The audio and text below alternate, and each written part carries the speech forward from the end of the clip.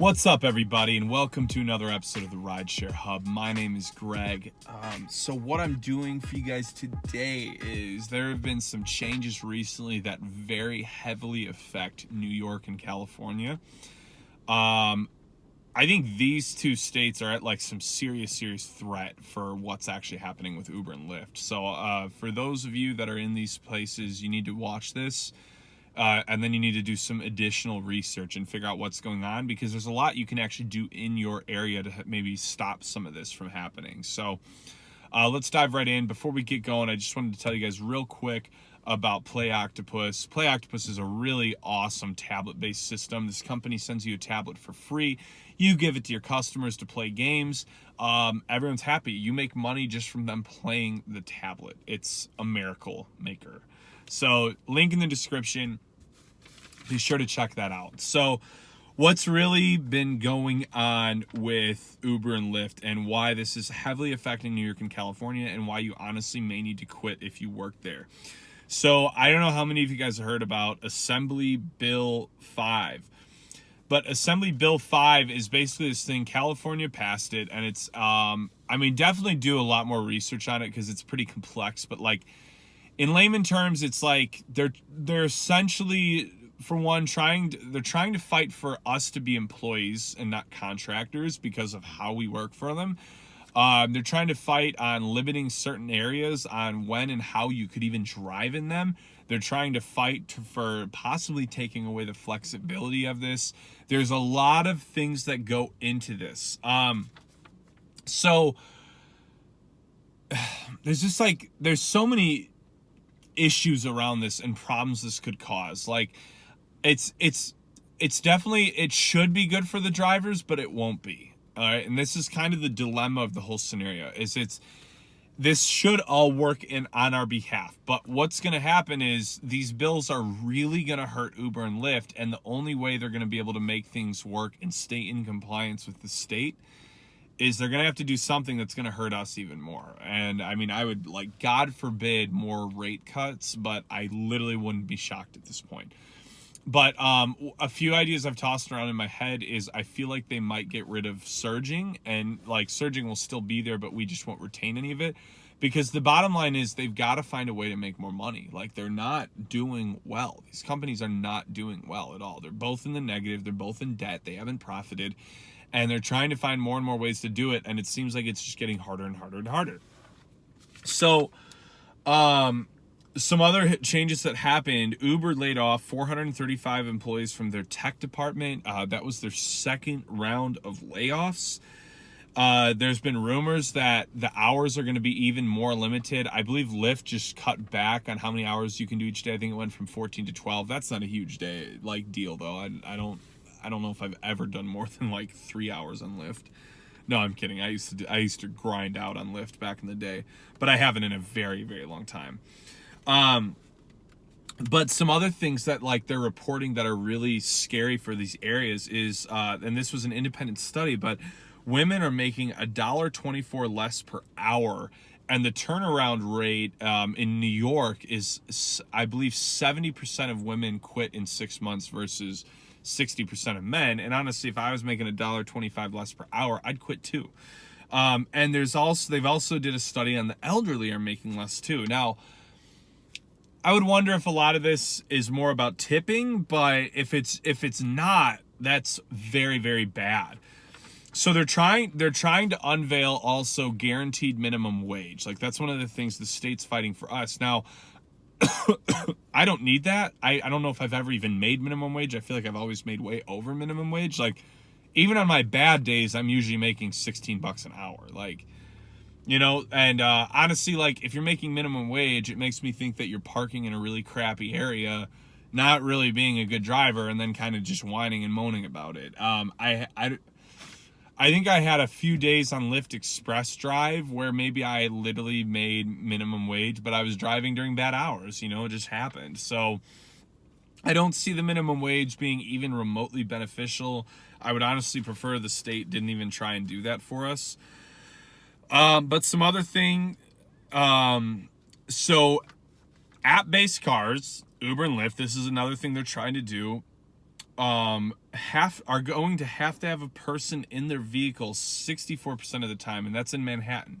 Now, the reason I talk about a lot of this is because they always do this stuff in the bigger markets, and then it unveils everywhere. So it's like, it's not affecting you, it's not relevant until all of a sudden, bam, it slaps you in the face and it's relevant. The best thing you can do is be aware of all this information early and try and figure out what's the next best step for your life. So they're saying, yeah, app-based cars would have to have a person in the car 64% of the time in Manhattan. And they're saying in a lot of other areas, it would be the same concept where you would have to have someone in your vehicle to even be driving in that area. So there would be no more like parking and waiting for rides. And I don't do that all that often, but like usually how I drive is I get a ride, I drop them off, and I park somewhere in that area and wait for another ride, because I know I've learned that if you just drive around looking for rides, you blow way too much gas and you're going to get a ride probably just as fast as you would have in that area. It just doesn't make sense to do it that way.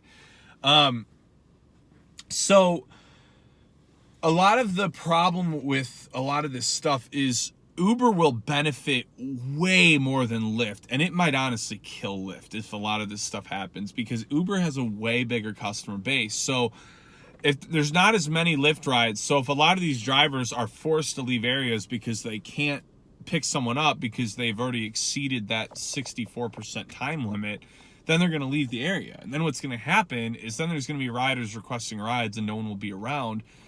And it's just going to drive more traffic towards Uber. Now I'm like almost questioning if Uber's funding this. So yeah, that's a huge thing. That's still very preliminary. I don't think anybody has to worry about that yet, but it is something that'll be implemented. And I believe a lot of this stuff will be implemented more and more as the year goes on. So I really think it's going to hurt Lyft significantly. I think Uber's going to really heavily benefit from this a lot more. So some of the other things they talked about, they want us drivers to have benefits. Again, great in theory. Like, I love that. But here's the problem. So if Uber and Lyft are going to give us benefits, if they're going to give us vacation, if they're going to give us sick time, all these things that the state is wanting them to do for us, which I love. I love that they want to fight for us. But here's the problem. Both companies are literally in the negative. So how, and they're saying that doing these things would estimate an additional 20 to 30% of costs for Uber and Lyft. How are they going to cover that? And that's what I was saying earlier. I guarantee you that the way they would figure out to work around it would somehow hurt us. I don't know how or what it would look like, but I just really feel like it's going to be something that we wouldn't like. So here's some of my fears. My fear is that flexibility will be one of the first things that are stripped. My fear is that they're going to create times and zones where you can work based on busyness, based on location. So a lot of the reason why this is such a big issue is because let's say they want to limit the slow times, like they don't want a lot of cars on the road during slow times. What this would do is, imagine the single mom who she can only do Uber and Lyft when her son is in daycare or school. And she has this window of time from like 9 a.m. till 3 p.m. to work. Well, it's the slowest hours of the day. So if they're going to limit that significantly and she can't even get out there, like, that's the thing. For her, she's not out there to probably make 20 an hour and to make $1,000 a week. She's out there probably 10 hours a week, 20 hours a week, very part-time, to try and make an additional $50 a day to buy her son freaking groceries, you know? And that's where this is going to be a problem, is the whole reason this service has always been so beneficial is flexibility. And they're already making little hints of stripping it. And my fear is that we lose it altogether. My fear is that they'd start designing systems like a first come, first serve basis, where at the beginning of the week they release the hours and you got to like bid for them. Like, okay, I want to be able to work the 9 to 12 a.m. window Monday, Tuesday, and Wednesday, you know, and I'm like worried that they would go somewhere in that direction. And like I said, and that's all speculation on my behalf. Like, I'm not saying that's actually going to happen, but my fear is that's going to get stripped. Or my other theory that, and this one I'd probably quit altogether if this happened, but My fear is that they're going to keep the flexibility, but they're going to cap us off at like 11, 12 bucks an hour, whatever minimum wage is, depending on where you live. And so what they would do is they would just pocket any additional earnings you made. And like I said, this is all speculation, this is all theory. I've just been trying to like guess in my head like what direction they're going with this, because as usual with Uber and Lyft, they're not really ever clear about anything. They're very secretive and they act like they're just killing it, even though it's like kind of obvious they're not. So I don't know, like at the end of the day, no one knows. We really don't know where any of this is headed. We really don't know what they're going to do. We don't know what the outcome is going to be, but these are things that the states are starting to do that's going to force them to change. So my anticipation is there is going to be significant change this year, and I think we should all absolutely be ready for it. But I think California and New York, you guys got to really be paying attention to what's going on. Definitely do some more research on this, because I'm not like the best news person to be relaying this. But basically, the easiest way is just Google major changes coming to Uber and Lyft in 2020. And there'll be like 7 or 8 different articles you can read that'll give you a ton of information on everything that's going on. So I hope you guys enjoyed this video. Be sure to like the video, subscribe to the channel. Have a great holiday season, and I will talk to you guys soon.